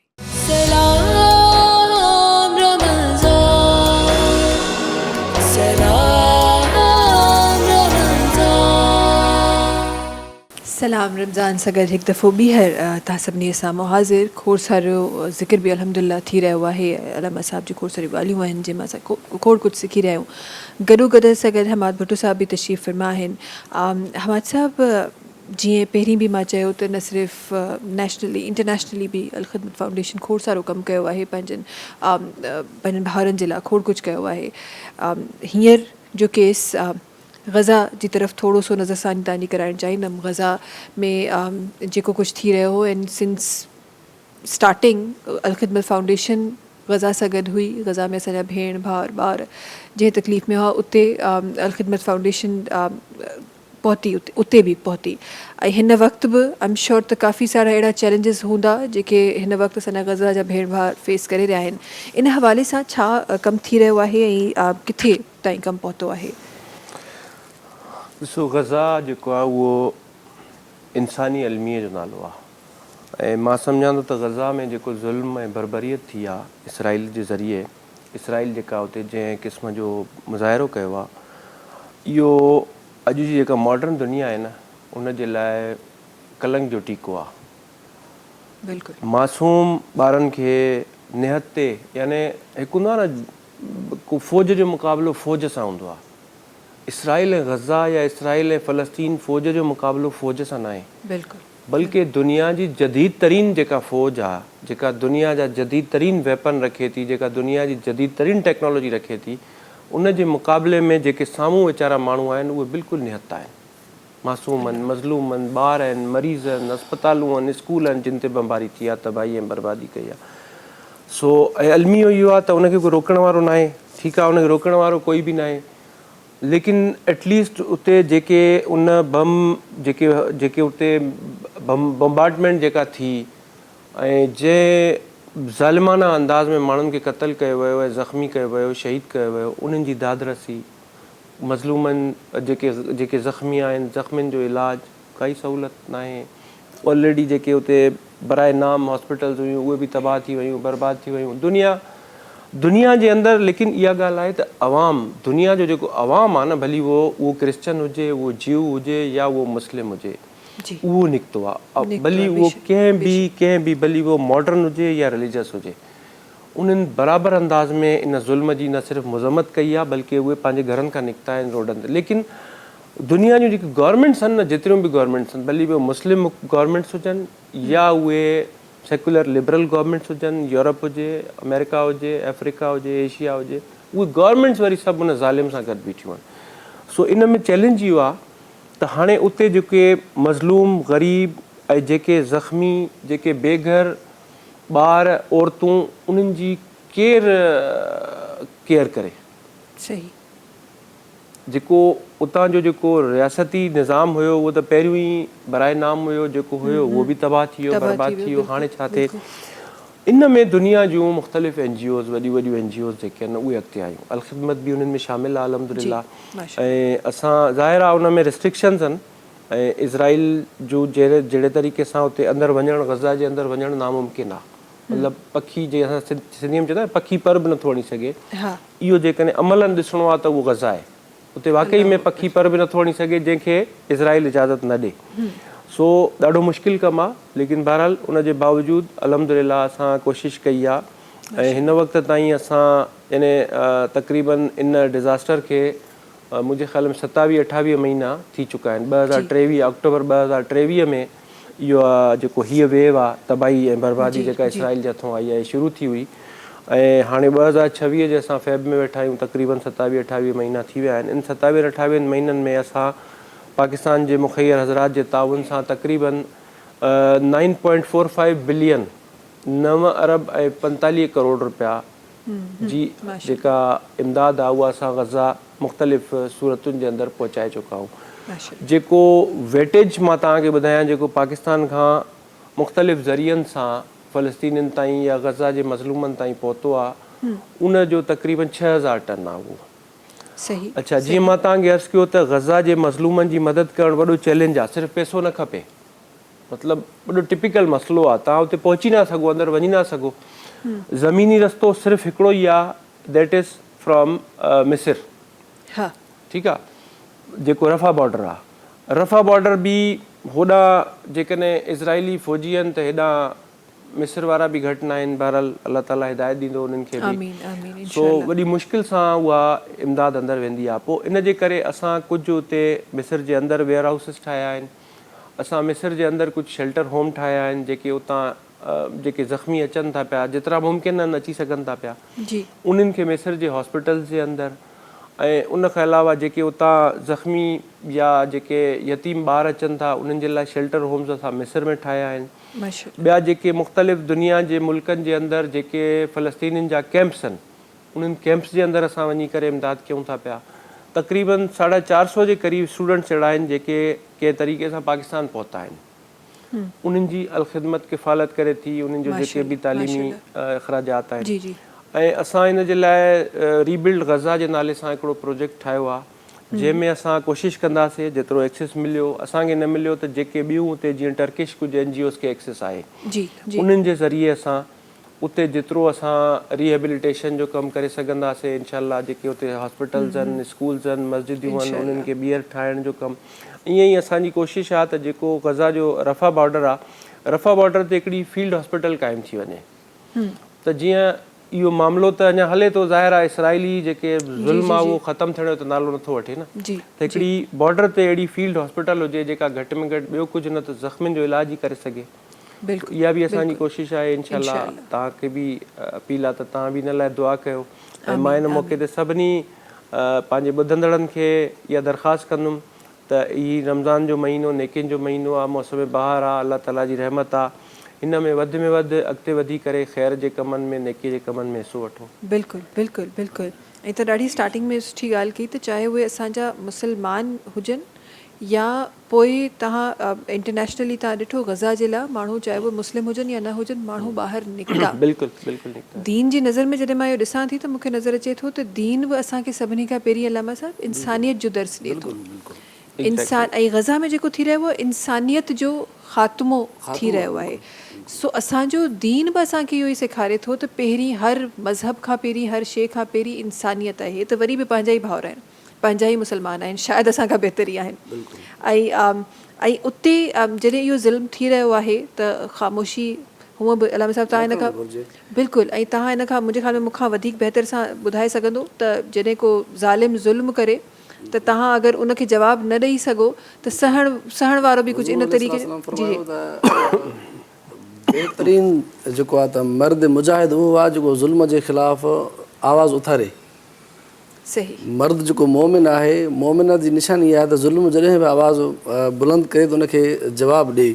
जेकॾहिं ईमान अञा कमज़ोर आहे त उनखे जेको आहे त कम अज़ कम ख़ामोश ॾिसी करे चुप रहे, ॾिसी करे चुप रहे। पर हुज़ूर अलैहिस्सलाम या अॻियनि साहबनि सगुरनि या इस्लाम जे मर्द मुजाहिदनि जिहाद जो ई दर्स ॾिनो आहे इन जे लाइ। ऐं ग़ज़ा में जेको हिन वक़्तु मामिलो थियो आहे उन जे लाइ मुस्लमाननि पाकिस्तान जे फ़ौज खे या पाकिस्तान जी हुकूमत खे अल्हम्दुलिल्लाह कुझु न कुझु साथ ॾिनो आहे। उन खां वधीक जेको साथ आहे पाकिस्तान जे अवाम ॾिनो आहे हर मोड़ ते। के त वीचारा अहिड़ा आहिनि जेके अञा त मोटिया ई न आहिनि। अलाह साईं उन्हनि जी हिफ़ाज़त करे। ऐं ग़ज़ा जे मुस्लमाननि जे लाइ असां दुआ ई करे सघूं था हिन महिल, छो त असांजे वस खां ॿाहिरि आहिनि ऐं मुस्लमाननि जे मथां एॾो ज़ुल्म। छो त अलाह जो क़ुर फरमायो त काफ़िर तव्हांजो कॾहिं दोस्त न थी सघंदो, कॾहिं बि दोस्त न थी सघंदो। ऐं इसराईल काफ़िर मुस्लमाननि जो कॾहिं दोस्त कोन थो थी सघे। जेके हिन महिल उहे ग़ज़ा जे मथां मुस्लमाननि जे मथां वीचारनि जो ॾोह त कुझु बि न आहे, बसि सिर्फ़ु मुस्लमान ई आहिनि। ऐं अलाह तबारक जॾहिं मुस्लमान इकठे थिया इनशा अलाह ज़रूरु हिनखे जवाबु अलाह तबारक हिमत सां ज़रूरु ॾींदा इनशा अल्लाह। ऐं इन सां गॾोगॾु ग़ज़ा जे असांजे मुस्लमान भेण भाउरनि जो ॿारनि जो सब्र त असांखे नज़र अची रहियो आहे। पर दीन इस्लाम में बि खोड़ सारा अहिड़ा मामलात आहिनि, मरहला आहिनि जिन में असहाबे कराम सब्र फरमायो आहे। बिल्कुलु। ऐं खोड़ सारियुनि जॻहुनि ते। ऐं असहाबे कराम जी मां छा ॻाल्हि कयां, जॾहिं हुज़ूर करीम सल्लल्लाहु अलैहि वसल्लम जे घरानी तरफ़ मां ॾिसां थी त उते मूंखे सब्र जा वॾा वॾा मिसाल नज़र अचनि था। इंशाअल्लाह कुझु देरि में अलामा साहिबु उन ते बि ज़रूरु मां चाहींदमि त नज़र विझे। असां गॾु मुंहिंजूं ॿियूं भेनरूं तशरीफ़ फरमा आहिनि, उन्हनि जो आवाज़ बि शामिलु करणु चाहियां थी। असां गॾु इशरा वारसी साहिबान जेके तशरीफ़ फरमा आहिनि, उन्हनि खे गुज़ारिश करणु चाहियां थी ट्रांसमिशन जे हिन हिसे में पंहिंजी आवाज़ रखनि। बिस्मिल्लाहिर्रहमानिर्रहीम। उनका मंगता जो मंगता नहीं होने देते, उनका मंगता हूँ जो मंगता नहीं होने देते, ये हवाले मुझे रुसवा नहीं होने देते, ये हवाले मेरे हर ऐब की करते हैं वो पर्दा पोशी, मेरे हर ऐब की करते हैं वो पर्दा पोशी, मेरे जुर्मों का तमाशा नहीं होने देते, मेरे जुर्मों का तमाशा नहीं होने देते, उनका मंगता हूँ जो मंगता नहीं होने देते, बात करता हूँ तो आती है महक तैबा की, बात करता हूँ तो आती है महक तैबा की,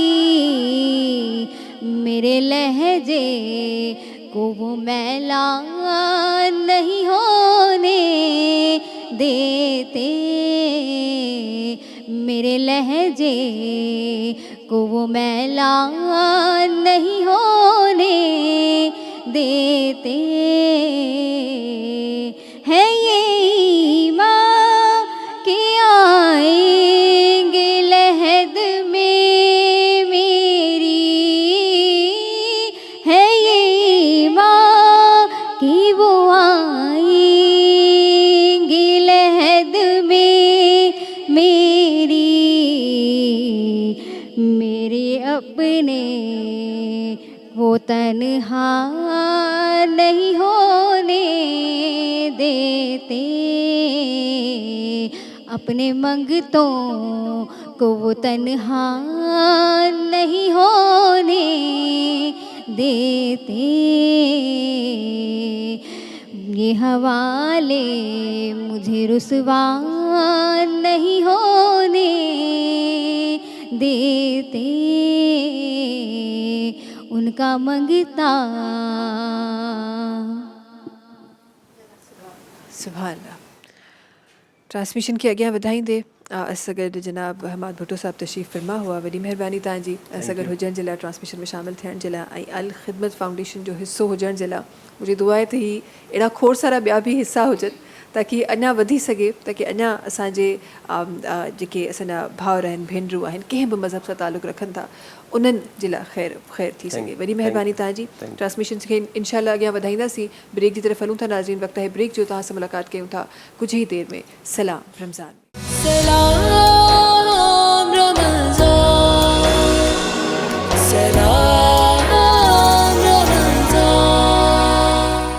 सलाम रमज़ान सगल हिकु दफ़ो ॿीहर तव्हां सभिनी सां मुहाज़िर। ट्रांसमिशन ॾाढो ख़ूबसूरती सां अल्हम्दुलिल्लाह अॻियां वधी रही आहे। हिकु ॿी भेण असां सां गॾु तशरीफ़ फरमा आहे, हुननि जी तरफ़ वञणु चाहियां थी। असां गॾु अनमता मिर्ज़ा साहिब आहिनि जेके तशरीफ़ फरमा आहिनि ट्रांसमिशन जे हिन हिस्से में। चाहियां थी त हुननि जो आवाज़ शामिल थिए। जी बिस्मिल्लाहिर रहमान रहीम। वो शेरे मोहब्बत जहाँ मुस्तफ़ा है, वहीं घर बनाने को जी चाहता है।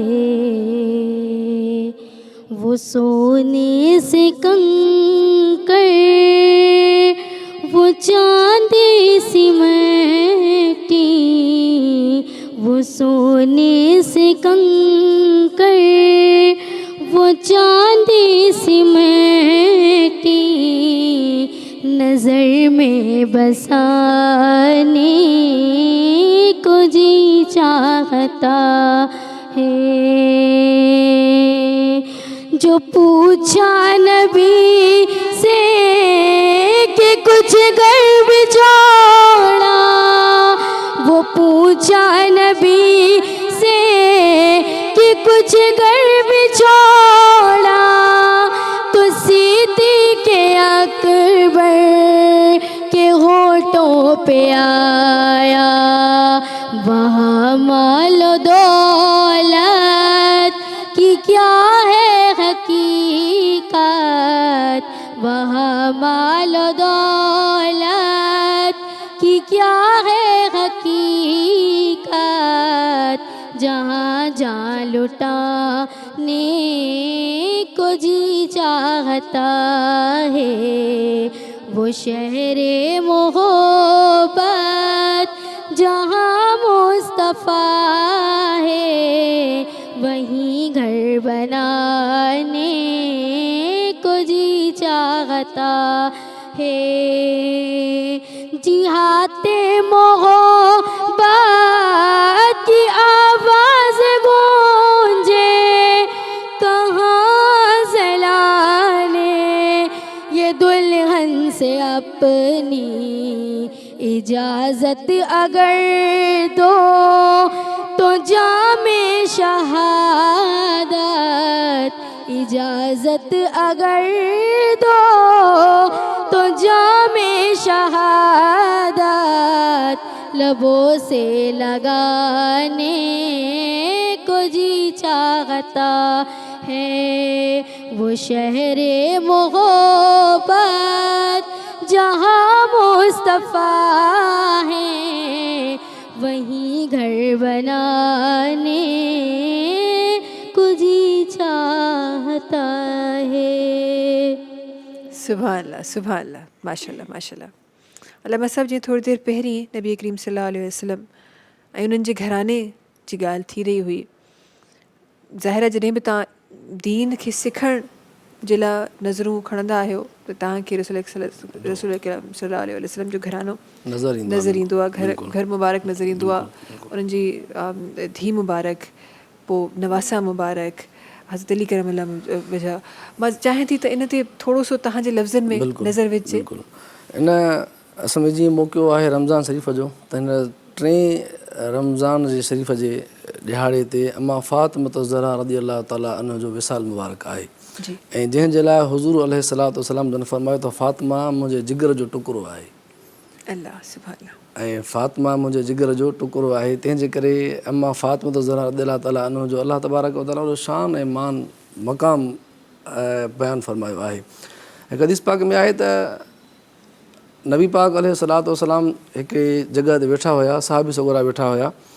पोइ पाण करीमन सल्लल्लाहु अलैहि वसल्लम इरशाद फरमायो त तव्हांखे ख़बर आहे हिन वक़्तु हिते केरु आयो हो? अर्ज़ु कयूं या रसूलल्लाह, अव्हां आलिमुल ग़ैब आहियो, अव्हां ॿुधायो। फरमायो त उहो फ़रिश्तो जेको हिन ज़मीन ते पहिरियों दफ़ो आयो आहे, उन यानी हीअ ज़मीन ते आयो ई सिर्फ़ु 2 कमनि जे लाइ आहे। उनजे पैदा थियण जा, उनजे हिन ज़मीन ते अचण जा सिर्फ़ु 2 मक़सद आहे। हिकिड़ो त मुंहिंजो दीदार करणु आयो हो, यानी रसूलुल्लाह सल्लल्लाहु अलैहि वसल्लम खे ॾिसणु आयो हो। ऐं ॿियो इहो ॿुधाइणु आयो हो त नबी पाक अलैहिस्सलातु वस्सलाम खे त साईं अव्हांजी न्याणी अम्मा फ़ातिमा ज़हरा रज़ियल्लाहु ताला अन्हा जन्नत जी सरदार आहे। सुभान अल्लाह। जेके बि औरतूं आहिनि जन्नत में सभिनीनि औरतुनि जी अम्मा फ़ातिमा ज़हरा रज़ियल्लाहु ताला अन्हा सरदार आहे। ऐं संदन जो शान त इलाही वॾो आहे, पर जिन अहल बेतनि सगोरनि खे सुञातो या नबी जे घराणे खे सुञातो, जिन उन्हनि जी तज़ीम कई, उन्हनि जो अदब कयो, अलाह तबारक व तआला उन्हनि खे वॾो मक़ाम ॾिनो आहे। असांजे हिन सिंध में हैदराबाद जे क़रीब दरगाह आहे मखदूम तालिबुल मौला मोहम्मद ज़मान रहमतुल्लाह अलैह। वरी पुराणी दरगाह हालाणी में सॾी वेंदी आहे, हाला में सॾी वेंदी आहे बल्कि। उनजो गादी नशीन ज़मीनदार तबिके जा माण्हू हुआ उहे। उन वक़्तु जा ज़मीनदार हुया। पोइ हिकिड़ो सईद सगोरो ज़मीनदार ने तक़रीबन फ़क़ीर या सना करण वारा या अबुज माण्हू ईंदा रहंदा आहिनि। हिकिड़ो फ़क़ीर आयो सैयद, ज़ाहिरी तौर ते बल्कि हुयो बि सैयद। अचे हिनखे अर्ज़ु कई त साईं मुंहिंजियूं नियाणियूं जवान आहिनि, मूंखे कुझु हेल्प खपे, मदद खपे त मां उन्हनि जी शादी कराए वठां, मूं वटि एतिरी ताक़त न आहे। जेके बि उन वक़्तु साईं जन जे खीसे में पैसा हुया या जेकी बि शइ ही कढी ॾिनऊं, चई हीअ वठि। साईं वरिती साहिब, उनखां बाद ॾिठी त हिन मां अञा पूरी त न पवंदी। चईंसीं हीअ अञा थोरा ॿिया बि ॾे। बुज़ुर्ग फरमाइसि भाउ जेके मूं वटि आहिनि मां तोखे ॾियां थो, भला ॿिया मां काॾों आणियां। चईंसीं तूं वस वारो आहे, तो वटि हर शइ आहे, मूंखे ॾे। आख़िर हुन चयोसि भाउ जेको मूं वटि हुयो तोखे मां ॾिनो, मूं वटि ॿी अहिड़ी का बि शइ न आहे। वापसि मायूस थी मोटियो त उनजो जेको पुटु हो न, जेको गादी नशीन हो, उहो ॿाहिरि बीठो ॾिठईंसि। चईं वाह केरु आहे, छो मायूस थी वियो आहे? चईंसि सैयद आहियां, तुंहिंजे बाबे ॾे आयुमि ख़ैरात जे लाइ, पर ॾिनई सही एतिरी कोन ॾिनई जो मुंहिंजी ख़ैरु पूरो थी सघे, मुंहिंजी हाजत पूरी सघे। चईं अच्छा सैयद आहे? चईं हा मां सैयद आहियां। चईं हाणे सैयद आहियां, तूं ख़ाली मोटी वञे इहो मुनासिबु न आहे। मां पंहिंजे पीउ खे ॾाढो प्यारो आहियां, ठीकु आहे। हाणे तूं वञी मुंहिंजे बाबे ॾे वञ ऐं इन खे चओ त मूंखे हेतिरी रक़म ॾे, जे न त हिन पुट मां खटियो न खाईंदे। अलाह असां तुंहिंजी आपस जी सेटिंग आहे। पोइ जेॾी महिल तूं ईअं चवंदे न मां बेहोश थी किरी पवंदुमि, कंदुमि बहानो, मां बेहोश हूंदुमि कोन, मूंखे थींदो कुझु बि कोन, बहानो कंदुमि ताकी तोखे गंज मिले। पोइ जेॾी महिल तुंहिंजी हाजत पूरी थी वञे, तूं सम्झे थो त मूंखे हाणे गंज मिलियो आहे, पोइ मूंखे इशारो कजांइ त मूंखे हाणे गंज मिली आहे, मां पोइ चुप करे वेही रहंदुसि ताकी तुंहिंजो कमु थी वञे। चईं ठीकु आहे। उहो बुज़ुर्ग वियो शाह साहिबु, उनखे चईं वॾे साहिब खे त साईं इहो जेकी तव्हां ख़ैर ॾिनी आहे या थोरी आहे ॿी बि ॾे। चईं फ़क़ीर अॻोड़े जो चयुमि त जेकी आहे मां ॾिनी, ॿी मूं वटि न आहे। चईं साईं हेतिरा पैसा मूंखे ॾे, हेतिरी रक़म ॾे, जे न त हिन पोटे मां जेको आहे न, पुट मां तूं खटियो न खाईंदे। बसि हिन जो उहो चवणु सेटिंग पहिरियां ई थियल ई बेहोश थी किरी पियो। बेहोश थी किरी पियो। प्यारो पुटु हो, सिकीलो तो बचो हो। हवेली में बि ख़बर वई, वॾेरनि जे उताकनि में बि ख़बर वई। उहो पाण वॾेरो परेशान थी वियो त पाण हाणे मुंहिंजे बचे खे अलाए छा थी वियो आहे। अंदरां सोन आया, चांदी हवेली मां आई, जेको कुझु बि आयो। बहरहाल माना शाह साहिब खे एतिरो गंज मिली वियो जो 7 ई पीढ़ियूं वेही खाइनि। एतिरो परेशान थी वियो त हाणे अलाह त मूंखे गंज ॾिनो। हिनखे कन में चईं साईं मुंहिंजो जेको हाजत इहो आहे पूरी थी वई आहे, बसि हाणे तूं उथी वेही रह। अच्छा शाह साहिबु उथे न, उहो साईं उथे न, जेको बेहोश थी वियो, जंहिं बेहोश थियण जो ड्रामो कयो उहो उथे ई न। शाह साहिबु परेशान थियो त हाणे हे वॾेरे खे प्यारो बचो आहे, हिनखे हाणे इहा केरु ॻाल्हि सम्झाए त असां पाण में ड्रामो कयोसीं, हे अगरि हिनखे कुझु थी वियो त मुंहिंजो सिर खणंदो। ॾाढो परेशान थी वियो, कोशिशि कयईं, सॾु कयईं, हेॾे होॾे। आख़िर कुझु वक़्त खां पोइ उहो नंढो ॿारु होश में आयो। जॾहिं होश में आयो त पोइ पुछेसि पियो उहो शाह साहिबु त असां त सेटिंग इहा कई हुईसीं त जीअं मूंखे कुझु मिलंदो न त पोइ तूं उथी वेही रहिजांइ। तोखे मूं चयो बि सही उथी वेही, पोइ छो न उथे? चईं त अलाह जा बना जेॾी महिल मूं बहानो कयो न सैयद खे बचाइण जो, सैयद खे मान ॾियण जो, मां ज़मीन ते किरियुमि मस त मां ॾिसां पियो त मुंहिंजूं अखियूं बंदि आहिनि, मां रसूल जे हंज में वेठो आहियां। अल्लाह सुभान अल्लाह। भले मुंहिंजो जिस्म ज़ाहिरी तौर ते हिन हाला में हुजे, हिन उताक में हुजे, पर मां पंहिंजो पाण खे महसूसु पिया कयां। मुंहिंजूं जॾहिं ज़ाहिरी अखियूं बंदि थियूं दिलि वारियूं अखियूं जॾहिं मुंहिंजूं खुलियूं त मां ॾिसां पियो त रसूलुल्लाह सल्लल्लाहु अलैहि वसल्लम मूंखे पंहिंजे हंज में विहारे ऐं मुंहिंजे मथे मां मिटी साफ़ पिया कनि। फरमाइनि तूं मुंहिंजे बचे जो इज़त कई आहे, तूं मुंहिंजे बचे जो शान मान रखियो आहे ऐं तूं असांखे ॾाढो प्यारो आहे। सो उन्हनि जो वरी मक़ाम इहो आहे जो अॼु उन्हनि जे मथां जेको आहे त मुराक़बा बनिया पिया आहिनि, अॼु उन्हनि जी दुनिया पुॼारी आहे। माशाल्लाह। ऐं जिन सैयदनि खे सुञातो, जिन अहल बैतनि सगोरनि जो एहतराम कयो, अलाह तबारक व तआला उन्हनि जो शान वॾो बयानु फरमायो। बेशक बेशक, इन में वाकई में को शक कोन्हे। मोहम्मद वाले मोहम्मद ते जेके तमामु जेके घराणो आहे उन ते उहो जेको पंजदन पाक जंहिंखे असां सॾींदा आहियूं। सो अॼु ट्रांसमिशन जे अलावा सभु स्टार्ट में बि क़ुर पाक जी आयत तर्जुमे वांगुरु इहा ई मां ॻाल्हि कई त असांखे त इहो ई सेखारे वियो आहे त हिकु हिकु थियो ऐं फ़िरकनि में न विरहाइजो। हज़ूर रसूल अलाह फरमाए त हिन मुंहिंजी उम्मत जे लाइ आख़िर में बसि ॿई, हिकु क़ुर ॿियो अहल बैत, इन्हनि खे चिबणी पवंदा त कॾहिं बि गुमराह न थींदा। अगरि इन ॿिन्हिनि मां हिक खे बि छॾियऊं, अगरि क़ुर खे छॾियऊं तॾहिं बि गुमराह थी वेंदा, छो त क़ुर पाक अलाह जो किताबु आहे ऐं हिन दुनिया में बि आख़िरत में बि असांजे अगरि रोशनी ॾियण वारो कोई बि किताबु आहे, को पैगाम आहे त उहो क़ुर पाक ई आहे। जंहिं क़ुर खे पुठी ॾिनी उनजी हीअ दुनिया गुमराही में थी सघे थी, ऐं जंहिं अहल बैतनि खे बि पुठी ॾिनी उन जे लाइ बि दुनिया गुमराही आहे। बिल्कुलु। ऐं ईअं कीअं थो थी सघे त तव्हां जॾहिं हिकु ख़ुदा ते यकीन कयो, रसूल ख़ुदा सल्लल्लाहु अलैहि वसल्लम ते यकीन कयो, क़ुर करीम जे हर लफ़्ज़ ते यकीन कयो, त पोइ अहल बैत ते कीअं न कयो। छो त जेके वक़्तु न आहे असांखे ट्रांसमिशन जे इख़्तिताम जी तरफ़ वञिणो आहे, पर उहे मिसाल उन्हनि जी ज़िंदगी मुबारक जा मिसाल उन ते आयतूं क़ुर करीम में माशाअल्लाह सां अल्हम्दुलिल्लाह मौजूदु आहिनि, त पोइ इन ते बराहूं त थी ई नथियूं सघनि। ट्रांसमिशन जे इख़्तिताम जी तरफ़ असां हली रहिया आहियूं ऐं इंशाअल्लाह वक़्तनि फ़वक़्तनि इंशाअल्लाह उन्हनि तमामु शयुनि ते उन्हनि जी ज़िंदगी मुबारक ते बि इंशाअल्लाह असां सही नमूने ज़रूरु असां नज़र विझंदासीं, ज़रूरु सिखण जी कोशिशि कंदासीं, ज़रूरु कुझु पिराइण जी कोशिशि कंदासीं, बिकॉज़ ही उहे हस्तियूं आहिनि जिन जी ज़िंदगियुनि में असांखे सिखणो आहे, जिन जी ज़िंदगी मुबारक में असांखे सिखणो आहे, असांखे पंहिंजी ज़िंदगी रोशन करणी आहे, न सिर्फ़ु पाण पंहिंजे घरनि में जेके असांजा तमामु ॿार आहिनि उन्हनि खे सेखारिणो आहे। दीन इस्लाम हिकु अहिड़ो दीन आहे जेको तवाज़ुन वारो दीन आहे। दीन इस्लाम जेको तव्हांखे हर ॻाल्हि हर शइ खोले खोले सेखारे रहियो आहे। फ़र्क़ु सिर्फ़ु एतिरो आहे त असां सिखणु नथा चाहियूं, असां सिर्फ़ु ॿुधणु चाहियूं था। ॿुधण में ई सिखण में इलाही फ़र्क़ु आहे। सो सिखणु शुरू कयो, ॿुधण में पोइ तव्हांखे ऑटोमेटिकली ई अचणु लॻंदो। सिर्फ़ु सिखणु शुरू कयो, बिकॉज़ क़ुर पाक जे लाइ बि त अल्लाह जो कलाम आहे न क़ुर पाक, त तव्हां जॾहिं ॿुधणु चाहियो था त पोइ त अल्लाह जो कलाम त तव्हांजे साम्हूं आहे, इन खां वॾी छा ई शइ तव्हांजे साम्हूं हूंदी। ट्रांसमिशन इख़्तिताम तरह हलूं था। वरी महिरबानी अलामा साहिबु तव्हांजी असां गॾु हुजण जी, ट्रांसमिशन में शामिलु थियण जी, खोड़ सारियूं शयूं असांखे ॿुधाइण जी, दीन जी रोशनी में तमामु जेके नातख़्वाह आहिनि उन्हनि जी वरी महिरबानी, इन खां पहिरीं जेके नातख़्वाह आया उन्हनि सभिनीनि जी वरी महिरबानी ट्रांसमिशन जो हिसो थियण जे लाइ। आख़िर में करशी जामे शीरी जेको लाइफ लाइट रिफ्रेशिंग आहे, रौनक रमज़ान जो रौनकूं वधाए रहियो आहे करशी जामे शीरी। करशी जामे शीरी 100% प्योर अर्कियात सां ठहियलु आहे। करशी जामे शीरी में हिकु कतिरो बि पाणी जो, हिननि जे मशरूब में हिकु कतिरो बि पाणी जो इस्तेमालु न थियल आहे। हिननि जो इलाइची ऐं इन्हनि जो गुलाब फ्लेवर जेको आहे उहो इलाही बहितरीनु आहे। ऐं करशी जामे शीरी जो चवणु आहे त विरहाइण सां वधंदो आहे। आख़िर में चाहींदमि त असां गॾु जनाब अब्दुल वहीद साहिबु तशरीफ़ फ़रमा आहिनि, उन्हनि जी आवाज़ इंशाअल्लाह ट्रांसमिशन जे आख़िर में शामिलु करणु लॻा आहियूं। थोरी देरि में तव्हां सां मुलाक़ात थींदी करशी जामे शीरी जे दस्तरख़ान ते, ऐं उनखां पोइ इंशाअल्लाह सुभाणे तव्हां सां मिलंदासीं। असांखे इजाज़त ॾींदा, दुआउनि में यादि रखंदा, इंशाअल्लाह मुलाक़ात कंदासीं तव्हां सां। सलाम रमज़ान में। बिस्मिल्लाहिर रहमानिर रहीम। शान तुंहिंजो शाल खामा शान वारा मुस्तफ़ा, शान तुंहिंजो शाल खामा शान वारा मुस्तफ़ा, कहिड़ी ताक़त वा कलम खे मुंहुं जा प्यारा मुस्तफ़ा, कहिड़ी ताक़त वा कलम खे मुंहुं जा प्यारा मुस्तफ़ा, शान तुंहिंजो शान खामा शान वारा मुस्तफ़ा, शान तुंहिंजो शान खामा शान वारा मुस्तफ़ा, कहिड़ी ताक़त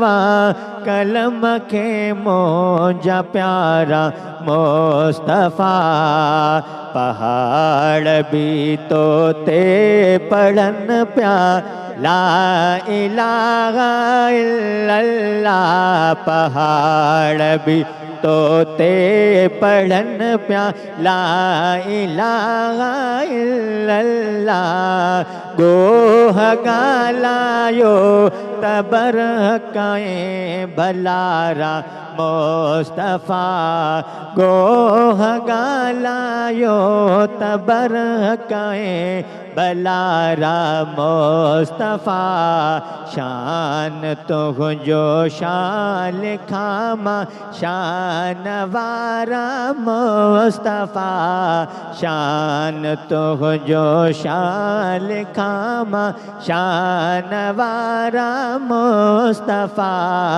कहिड़ी ताकतवा कलम के मौज प्यारा मुस्तफ़ा अज़मी चेहू हर नबी खे को न को हिक मौजज़ो अज़मी चेहू हर नबी खे को न को हिक मौजज़ो तू सरापा मौजज़ो वा ए सुहारा मुस्तफ़ा तू सरापा मौजज़ो वा ए सुहारा मुस्तफ़ा शान तुझो शान खामा शान वारा मुस्तफ़ा कहिड़ी ताकतवा कलम खे मोह जा प्यारा मुस्तफ़ा। सब्सक्राइब कयो असांजो official YouTube channel SIM TV HD Islamic ऐं वधीक अपडेट लाइ बेल आइकन खे क्लिक करियो।